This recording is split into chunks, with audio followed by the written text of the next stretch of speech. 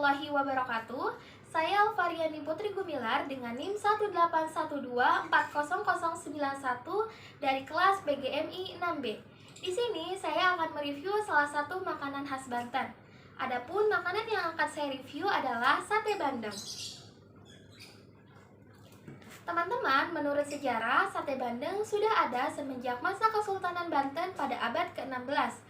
Konon, makanan olahan dari ikan bandeng ini diperkenalkan oleh juru masak Kerajaan Banten Girang pada abad ke-16 untuk menjamu para tamu kerajaan. Karena ikan bandeng mengandung banyak duri sehingga membuat kesulitan untuk dikonsumsi, membuat juru masak tersebut mencari cara agar bisa menyajikan ikan bandeng dengan cara yang berbeda dan dapat dikonsumsi tanpa harus kesulitan dengan durinya.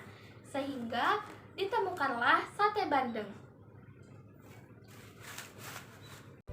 Untuk membuat sate bandeng, kita memerlukan beberapa bahan dan juga bumbu.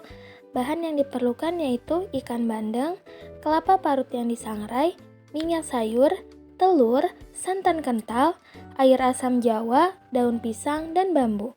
Untuk bumbunya yaitu bawang merah, bawang putih, cabai merah, ketumbar, jintan, lengkuas, dan kunyit.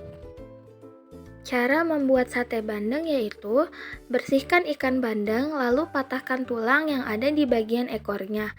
Kemudian tarik keluar tulang punggung ikan bandeng hingga bagian dagingnya terlepas dari kulitnya. Cincang daging ikan bandeng dan sangrai dengan api kecil, haluskan dan sisihkan. Setelah itu, tumis bumbu yang sudah dihaluskan hingga harum.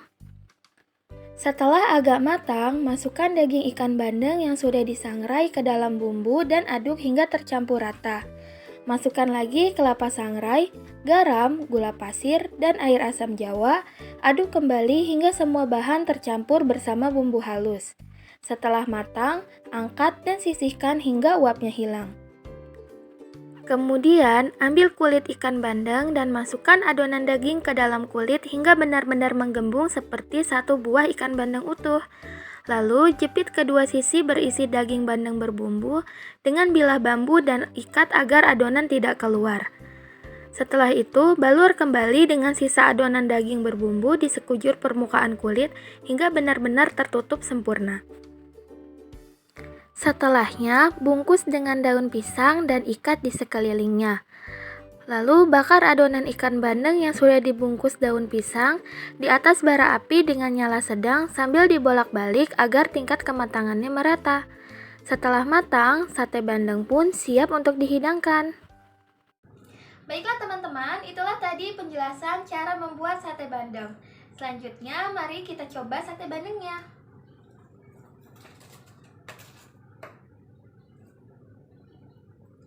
Bismillahirrahmanirrahim.